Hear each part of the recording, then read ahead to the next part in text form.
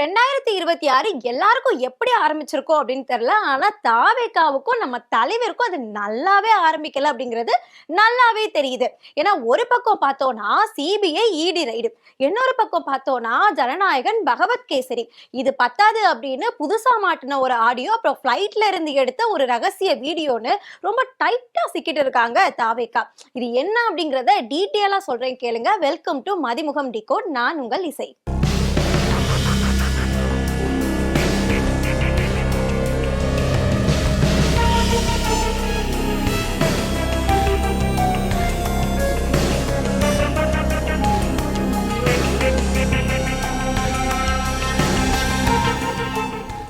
டயா booster சுகரை control பண்ணும், உங்க ஆரோக்கியத்தை மீட்டு தரும். சர்க்கரையை கட்டுப்படுத்துறதுக்கான எளிமையான வழிமுறை, இயற்கையான வழிமுறை. அனைத்து மருந்து கடைகளிலும் கிடைக்கும். இன்னும் ஒரு வாரத்துல விஜயோட ரசிகர்களுக்கு பயங்கரமான ட்ரீட் காத்துட்டு இருக்கு. அப்கோர்ஸ் ஜனநாயகன் படம் ரிலீஸ் தான். அதை முன்னிட்டு இந்த படத்தோட 3rd சிங்கிள் வேற வெளியிட்டு இருக்காங்க இல்லையா? அதுலயும் குறிப்பா செல்லமே செல்லமே அப்படின்னு சொல்லிட்டு ஒரு பாட்டு. ஆக்சுவலா இதோட ஒரிஜினல் வெர்ஷன் என்ன அப்படின்னு பார்த்தோம்னா, அணிலே அணிலே உஷ் உஷ் அப்படின்னு சொல்றதுதான் இதோட ஒரிஜினல் வெர்ஷன்.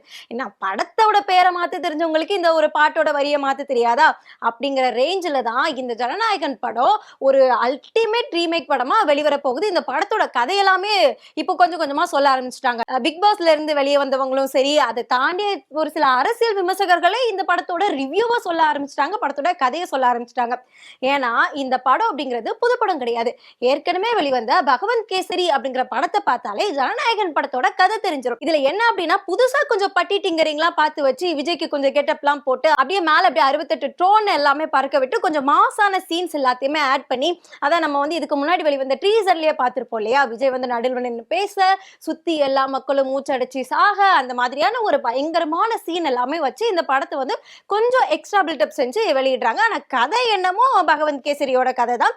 இதுக்கு அந்த டைரக்டருமே வந்துட்டு இல்ல ஆமா அப்படின்னு சொல்லாம ஒரு மலுப்பலான ஒரு இதையுமே சமாளிபிகேஷனையும் பண்ணி விட்டுருக்காரு. சரி, படம் அது ஒரு பக்கமா வரட்டும்.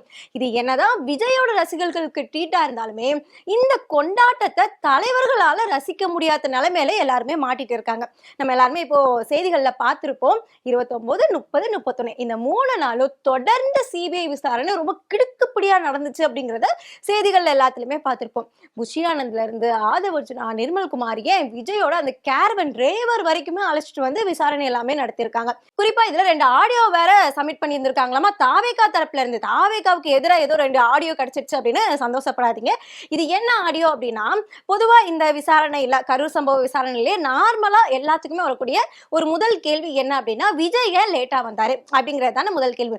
அந்த கேள்விக்கு பதில் அளிக்கிற விதமா, ஏன்னா இவங்க பதில் கொடுக்க மாட்டாங்க, அதுக்கு பதில் அளிக்கிற விதமா ஒரு ஆடியோவை வந்து சமர்ப்பிச்சிருக்காங்க அப்படிங்கிற ஒரு தகவல் வந்து வெளியாகி இருக்கு.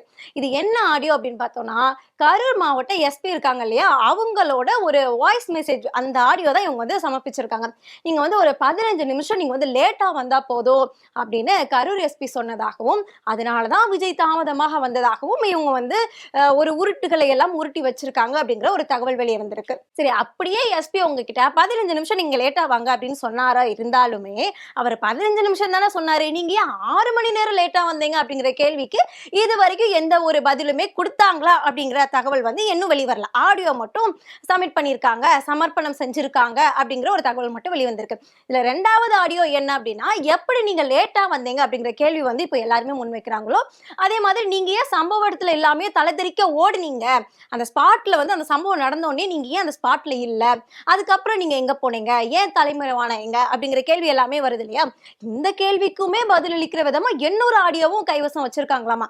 இது யாரோடது அப்படின்னா, கரூர் மாவட்ட கலெக்டரோட ஆடியோ. கலெக்டர் வந்து நீங்க அந்த ஸ்பாட்லயே இருக்காதீங்க அப்படின்னு சொன்னதாகவும், அதனாலதான் நாங்க வந்து தலைதெறிக்க பின்னங்கால் பொடநில பட ஓடினதாகவும் இவங்க வந்து இந்த ஆடியோவுமே சமர்ப்பணம் செஞ்சிருக்காங்க அப்படிங்கிற ஒரு தகவலுமே வெளியாயிருக்கு. சரி, அப்படியே கரூர் மாவட்ட கலெக்டர் சொல்லியிருந்தாலுமே அவர் உங்களுக்கு கரூர்ல தானே ஸ்பாட்ல இருக்காதீங்க, எண்ணு கூட்ட கூட சொன்னாங்க அப்படின்னே வச்சுக்குவோம். தாவேக்காவோட தரப்புப்படி நீங்க திருச்சியில இருந்து கிளம்புனீங்க, திருச்சியில இருந்து உடனே நீங்க பனையூருக்கு ஃபிளைட்ல போங்க அப்படின்னு சொல்லிக்கிட்டு கரூர் மாவட்ட கலெக்டர் அவர்கள் சொன்னாங்களா அப்படிங்கிறத தாவேக்கா தரப்புல இருந்து இன்னும் எதுவும் தகவல் எதுவுமே வெளியிடவில்லை. இந்த விசாரணையில பியூட்டி என்ன அப்படின்னு பார்த்தோம்னா, தமிழ்நாடு அரசு சதி செஞ்சிருக்கு. இது தமிழ்நாடு அரசே விசாரணை செஞ்சாங்கன்னா, அவங்களுக்கு ஏத்த மாதிரியான கேள்விகள் அடுக்கி விஜயை வந்து விசாரணை வளையத்துக்குள்ள கொண்டு வந்துருவாங்க. விஜயை கைது செஞ்சிருவாங்க. அதனால விஜய் வந்து தியாகி ஆகிரலாம். அதனால 2026 எலெக்ஷன்ல ஜெயிச்சிடலாம் அப்படிங்கிற ஒரு கனவு கோட்டையில தமிழ்நாடு அரசு வந்து இதை விசாரணை செய்யக்கூடாது. நாங்க சிபிஐ கிட்ட தான் விசாரணைக்கு போவோம் அப்படின்னு சொல்லிக்கிட்டு வாலண்டியரா போய் ஒரு ஆடு மாட்டிச்சுல்ல. அந்த கதையில இப்போ என்ன ஆயிடுச்சுன்னா, ட்விஸ்டே என்னன்னா சிபிஐ கேட்கக்கூடிய அந்த கேள்விகள் எல்லாமே தமிழ்நாடு அரசுக்கு சாதகமான கேள்விகளை தான் கேட்டு வச்சிருக்காங்க. தமிழ்நாடு அரசு என்னென்ன கேள்விகள் எல்லாம் கேட்கலான்னு ஒரு லிஸ்ட் போட்டிருந்தாங்க அப்படின்னா, அந்த லிஸ்ட்டை அப்படியே எடுத்து நீங்க சிபிஐ கிட்ட கொடுத்து இந்த கேள்விலாம் நீங்க கேட்டதுக்கான பதிலை மட்டும் வாங்கி கொடுங்கப்பா அப்படின்னு சொன்ன மாதிரி தான் இந்த கேள்விகள் எல்லாத்தையுமே அடுத்தடுத்து அடுக்கியிருக்காங்க. நீங்க ஏன் லேட்டா வந்தீங்க? அங்க எல்லாரும் மயக்கம் போட்டு இருக்கும்போது உங்களை யாரு பேச சொன்னது? கரூர் தான் உங்க லிஸ்ட்லயே கிடையாதுல்ல, அப்புறம் எப்படி நீங்க அந்த ஷெட்யூல்குள்ள கொண்டு வந்தீங்க? ஆம்புலன்ஸ் வந்து அங்க இருக்கக்கூடிய மயங்கி விழுந்தவங்க அந்த பேஷண்ட்ஸ் எல்லாத்தையுமே ஏத்திட்டு போறது நீங்க பாக்குறீங்க. அதுக்கப்புறமும் உங்களுக்கு பேசுறதுக்கு யாரு அனுமதி கொடுத்தது? அங்க இருந்து ஸ்பாட்ல நிக்காம உங்களுக்காக உங்க ரசிகர்கள் உங்க பார்க்க வந்தவங்களை வந்து காப்பாத்தாம நீங்க ஏன் தலைதெறிக்க ஓடுனீங்க? ஓடிக்கிட்டு நீங்க எல்லாரும் எங்க இருந்தீங்க? உங்க கூட இருந்தவங்க எல்லாம் எங்க தலைமறைவானாங்க? ஏன் இந்த கேள்விகளுக்கு எதுக்குமே நீங்க வந்து பதில் சொல்லல? ஏன் செய்தியாளர்களை சந்திக்கல? இப்படிப்பட்ட அதே கேள்விகளை தான் சிபிஐயும் இப்போ விசாரணையில எல்லாத்துக்கிட்டையுமே கேட்டிருக்காங்க. குறிப்பா இந்த 3 நாள் நடந்த விசாரணையில புஷி ஆனந்த், ஆதவர்ஜுனா, நிர்மல்குமார், அது போக விஜயோட கேரவன் டிரைவர் அவர்கிட்டயுமே இந்த கேள்விகள் எல்லாத்தையுமே கேட்டிருக்காங்க. இதுக்கு தாவேகா தரப்புல இருந்து சொன்ன அந்த பதில் இருக்கு இல்லையா, அது எப்படி இருக்குன்னா, ஏன்னா உங்க கட்சியில தான் குழந்தைங்களா இருக்கிறாங்கன்னா நீங்க சொல்ல பதில் வந்து அவங்கள விடையும் மோசமா இருக்கே அப்படிங்கிற லெவலுக்கு தான் இருக்கு. என்ன பதில் சொல்லியிருக்காங்கன்னா, விஜய் பேசும்போது யாரோ மயக்க மருந்து தெளிச்சிட்டாங்களாமா. அதை ப்ரூவ் பண்ற மாதிரி அங்க உயிரிழந்தாங்க இல்லையா அந்த குழந்தைகளோட கண்கள் எல்லாமே சிகப்பு நிறத்துல இருந்ததா திரு ஆதவர்ஜுனா அவர்கள் வந்து பதில் கொடுத்திருக்காங்க.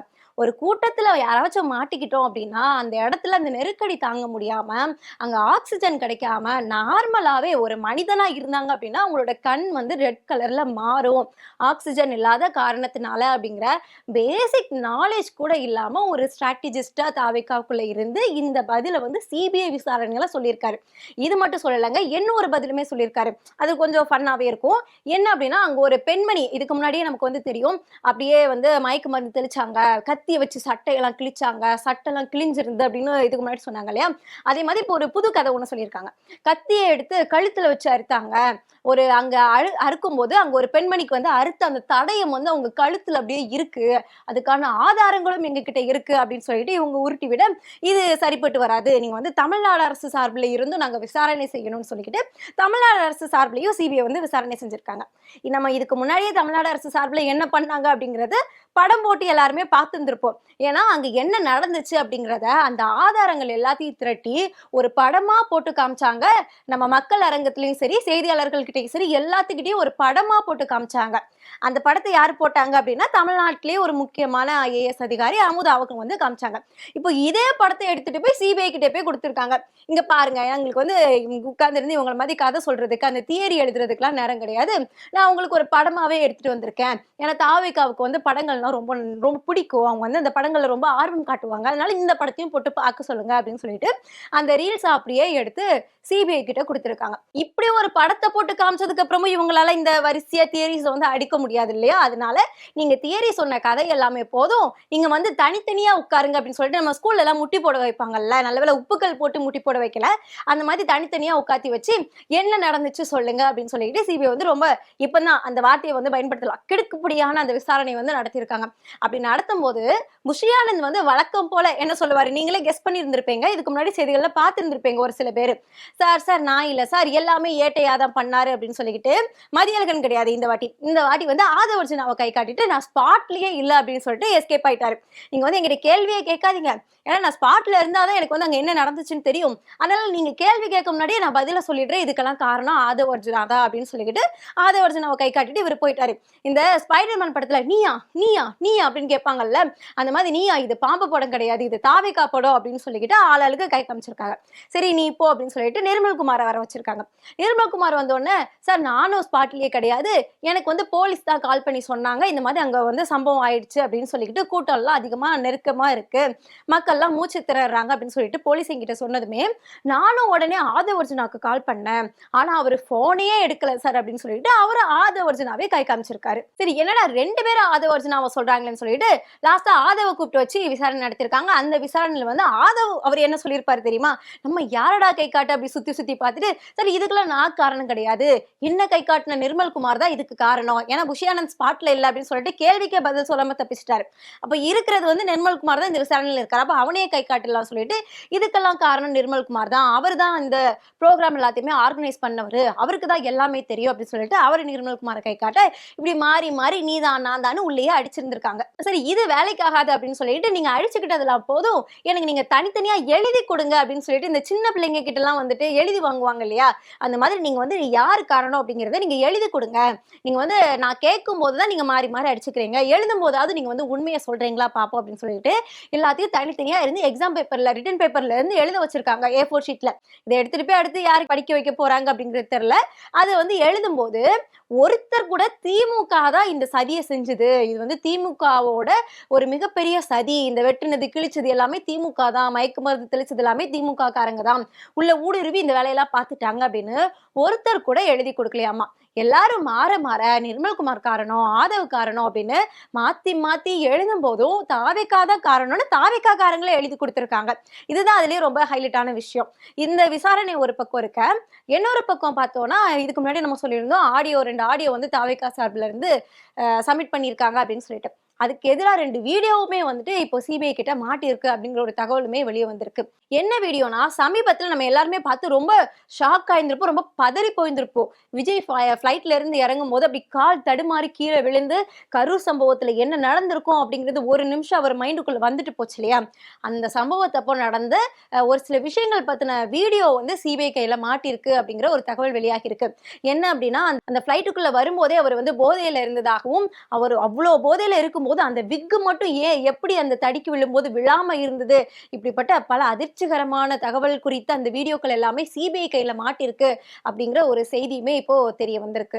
இத்தனை நெருக்கடிகளையும் விஜய் எப்படி சமாளிக்க போறாரு, எப்படி எதிர்கொள்ள போறாரு, இந்த 2026 ஆரம்பமே விஜய்க்கு வந்து இவ்வளவு சவாலா இருக்கே, அடுத்தடுத்த நாட்கள் எப்படி வரப்போகுது அப்படிங்கிறத தொடர்ந்து பார்ப்போம். இணைந்திருங்கள்.